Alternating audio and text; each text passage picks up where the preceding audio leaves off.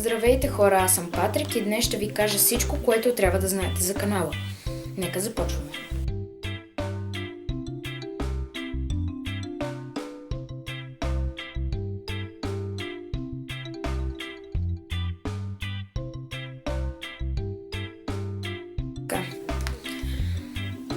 Има няколко важни неща, които вие трябва да знаете за канала.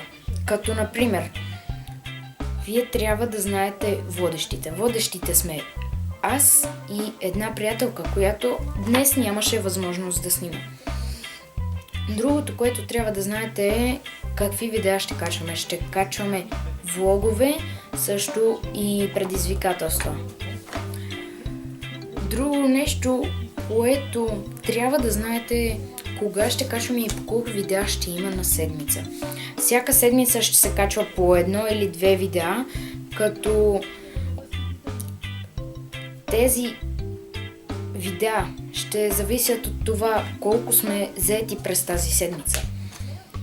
Така, също ще се качват вторник и четвъртък вечерта, ако са две видеа, и сряда вечерта, ако е едно видео.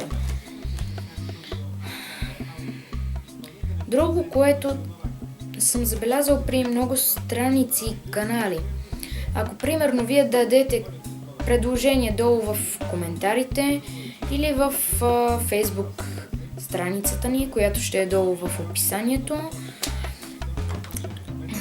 и ние не ви отговорим, това не означава, че не сме прочели критиката или предложението ви. Просто ние ще я приемем и ще обсъдим дали да се променим в такава насока, в каквато вие сте ни казали. Но не е със сигурност, че ще го направим. Така. Като цяло беше това видеото, което ви казах какво трябва да знаете за канала, и до скоро!